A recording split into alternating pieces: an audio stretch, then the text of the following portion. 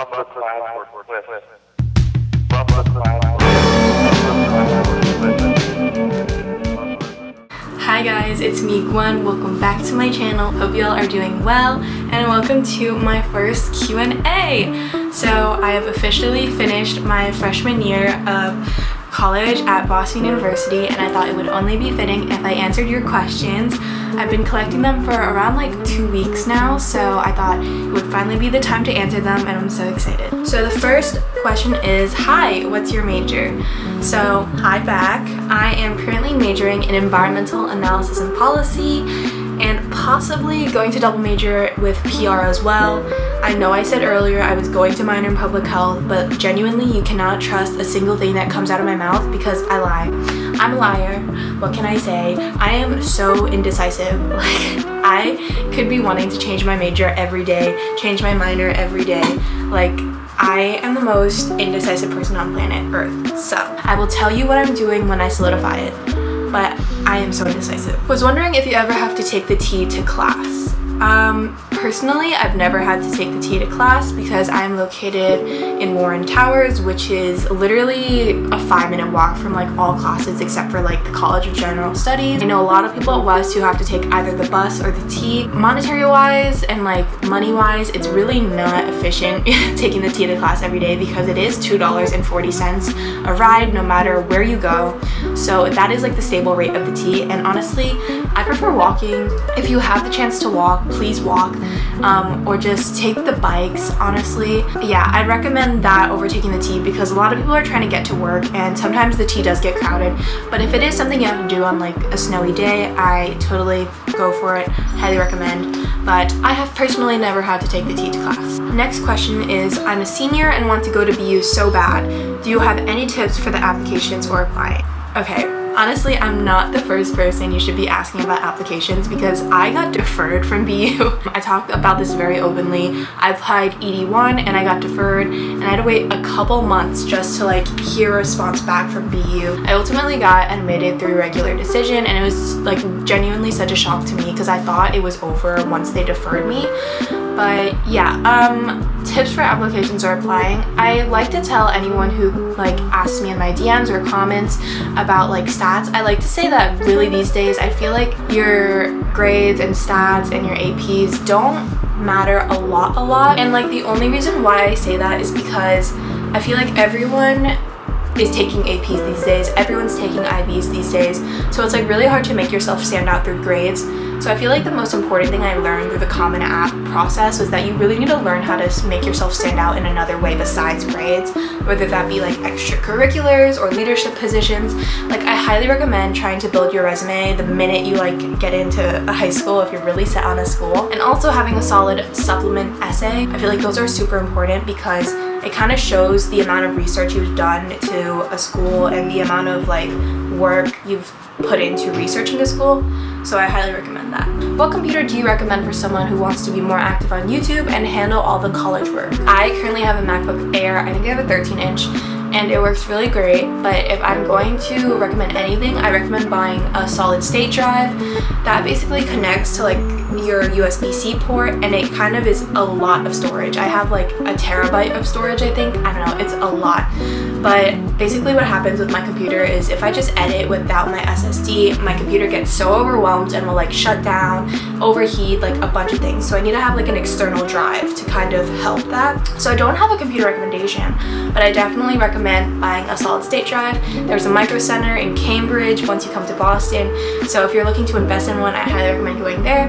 And sometimes they do have sales, so that's also helpful. Okay, the next question is the transportation around BU good if you don't have a car?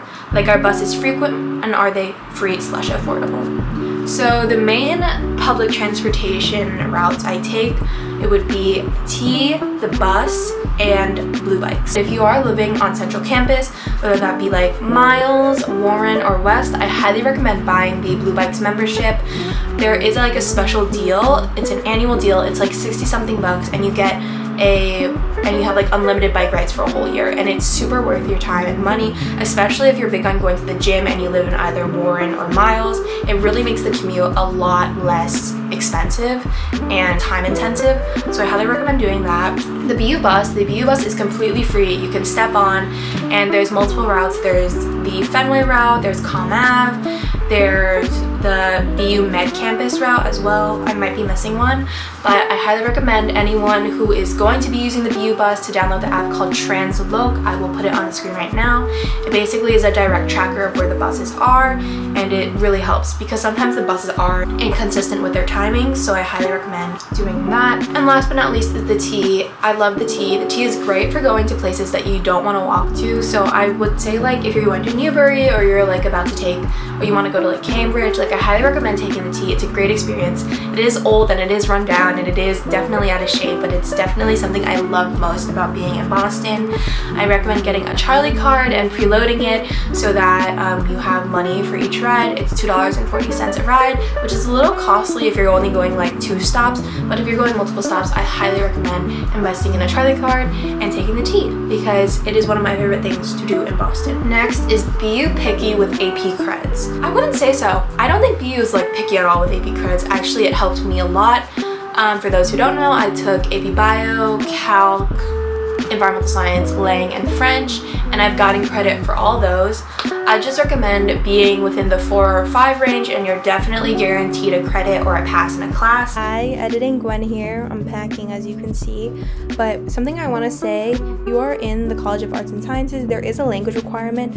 I think it's 4 semesters worth of language, so if you are taking an AP for a language, I highly recommend putting your time, work, and effort into that because I got a 4 on French and I just had to do like 1 semester of French and my language requirement was completed. So highly recommend getting your AP language credit because it is so helpful, especially if you're a student in CAS, because it takes away a lot of the work you have to do throughout your next couple of years at college. I've never really seen AP creds with a 3 kind of make a pass, so aiming for 4 or 5 would be great. What are you using to film/edit? So right now I am filming on the Sony ZV-1. I got this around Thanksgiving time last year, and she has been my rock, my ride or die. I'm definitely like a vlogger and not like a sit-down YouTuber, so she's like the perfect camera for me. And I know another alternative is the Canon G7X, but I definitely prefer the Sony ZV-1 a lot more for vlogging. And for editing, I am an iMovie girl. I stick with the bare basics. For some reason, I can't justify paying $100 for Final Cut Pro, even though I've been building my YouTube channel for like a year and a half. So yeah, most of the editing I do is on iMovie, and I have been editing for a long time actually. I started editing probably in like elementary school. If you didn't know, Apple, the brand, they do like Apple camps over the summer for like little kids, and I took an editing camp class, I believe, and I feel like that just like pushed me into this whole era of editing. And even when I was not active on YouTube and when I didn't have a YouTube channel, I was always editing like videos of myself. I love VideoStar, like I loved all those like niche little apps, and I feel like it's definitely developed into my editing style today. So if you're ever interested in like an editing video, please let me know because it is very tricky to get into and it is time intensive. So that's something you gotta be aware of before you step in. How cold does it get in Boston? It gets pretty cold, I'm not gonna lie. I think the coldest it was probably like -8 degrees, -8 or 18, I forgot. It was over like right when we came back from winter break-ish. It was freezing, and me and my roommate went out in the -degree weather. Don't recommend that, don't be a fool like us, but it does get very cold in Boston, and that's coming from a New Yorker. Honestly, our winters have been a lot milder in the past couple years. I know it gets a lot colder than what it normally has been, so that's a result of climate change, but yeah, it does get cold. So if you're from the West Coast, if you're from a warm temperature place, I highly recommend bringing a jacket, because if you don't have a jacket, you will literally suffer and get sick, and that is not cute. Do you know anything about the living learning communities and what they are? I'm kind of confused and unsure if I should do one or even what they are, lol. I am not sure what the living learning communities are 100%, but it definitely is a place where people with a common interest go. Like I know in Warren they have the Women in STEM floor, I believe. In Miles they have like a global house, and then within the Earth and Environment Department, they have the Earth House. So basically you're living and learning at the same time, I believe. Like there are things that you have to do within your community, if I'm getting it correct, but don't take my word for it. I highly recommend searching it up and researching it because I am currently not in a living learning community. Okay, the next question is, how are Warren single dorm? Okay, personally, I don't know anyone with a Warren single dorm, but I do know my RA. My RA has a single and it's pretty nice. It depends on like what carpeting you get and like who used it before, but it is it's pretty good. It's pretty standard. If you like being central to campus and you don't care like where you're located, I think a Warren single is perfect for you.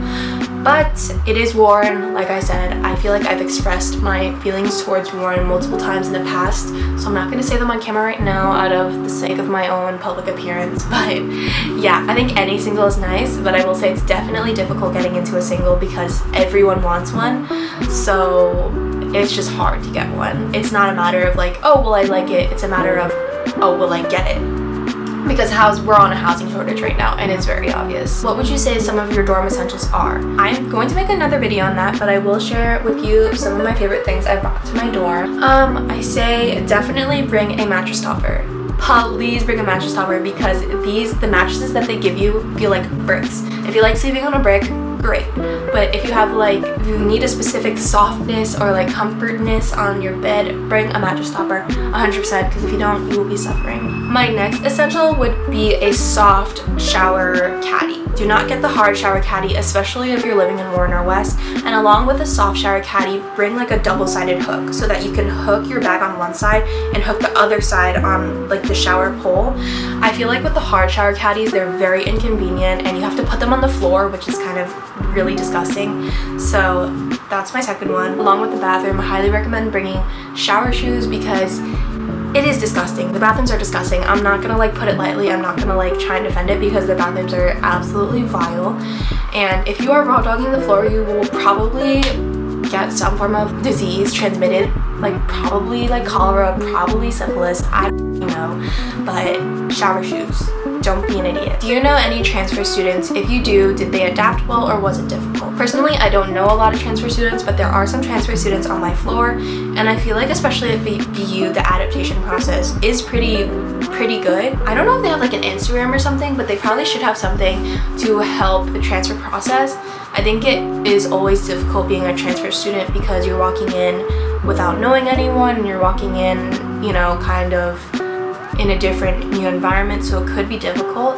But I feel like at BU, everyone's super open, everyone's super welcoming, and you shouldn't really have a difficult time kind of making friends because everyone is so nice. And if you ever need a friend, always be sure to hit me up because I am always looking to make new friends and meet new people because that's like one of my favorite things ever.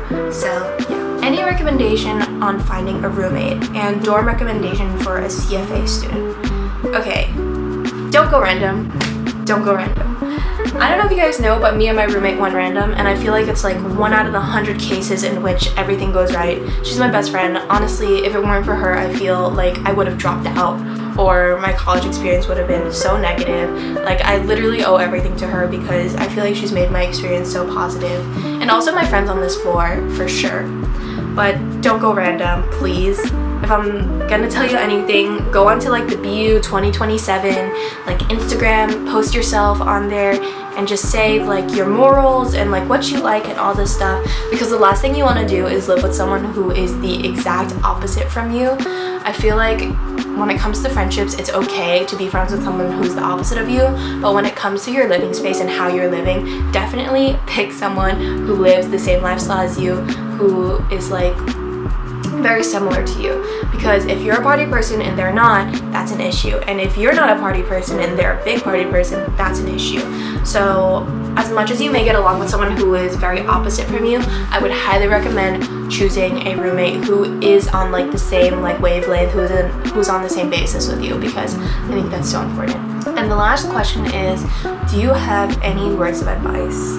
Oh my gosh, for sure, definitely. I think the number one piece of advice I have is that you are going to be successful no matter where you are. And this was something I was like constantly repeating to myself during my college admissions process. Like, you are successful and you will always be successful. And a school should not ever determine that, because you are worth so much more than that. And you know, BU is a great school, but there are also a lot of other great schools. So don't put all your eggs in one basket, and don't like put your everything into one school, because I did that, and boy was I depressed. I was depressed for so long. So yeah, another word of advice is to talk to everyone. Please, please, please. You never know who you are going to run into, who you might vibe with, who you may not. And I think it's so important, especially in your freshman year, to talk. You know what? Not just freshman year, but all your other years, just to talk to people, because you never know what you're going to learn about someone, what you're going to learn about yourself through talking to someone, and you know, the experiences you might have by just talking to new people. All the people on my floor that I love and have been great friends with this year, it's because I genuinely just sat in the common room and talked to everyone that walked in. Just please reach out to people on your floor, because honestly, my floor community is the best community ever. Like, I love them. And you know, it's great to have friends on your floor, because you don't have to like leave your dorm to have like a social event and all this stuff. Your friends on your floor, people who could help you with work. So I highly recommend, if you're a first year coming in next year, if you don't find anyone to talk to on your floor, go to another floor, knock on doors. I promise you, the first couple weeks of school, everyone has their door open, and your door open means an open invitation to like come in and talk, because everyone just wants to meet new people, you know what I'm saying? So make sure to keep your door open if you're looking to meet new friends, and you know, just always talk to people. And with that said, that was my final freshman year Q&A. I definitely would love to do another one, because I've only hit like half of the questions you guys have asked. So if you have any more, please feel free to comment them down below. This is my first time doing a Q&A, so I hope it went well, and I will see you in the next one. Bye!